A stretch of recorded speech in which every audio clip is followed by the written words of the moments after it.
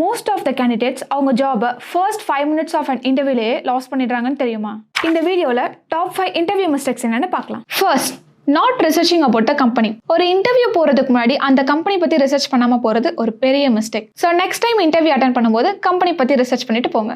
Second, over talking. ஒரு கொஸ்டினுக்கு நீங்கள் ஆன்சர் பண்ணும்போது உங்கள் ஆன்சர் லாங் அண்ட் அன்கிளியராக இருந்தால் இன்டர்வியூவருக்கு அண்டர்ஸ்டாண்ட் பண்ணிக்க கஷ்டமாக இருக்கும். ஸோ உங்கள் ஆன்சர் கிளியர் அண்ட் கன்சைஸாக இருக்கணும். Third, week body language. உங்க பாடி லாங்குவேஜ் நார்மலா இல்லாம இருந்தா, ஃபார் எக்ஸாம்பிள் உங்க போஸ்டர் நார்மலா இல்லாம, உங்க ஐ கான்டாக்ட் நார்மலா இல்லாம இருந்தா அது இன்டர்வியூருக்கு பேட் இம்ப்ரெஷன் கிரியேட் பண்ணும். So next time interview attend பண்ணும்போது உங்க body language and posture, eye contact ப்ராப்பரா இருக்க மாதிரி பாத்துக்கோங்க.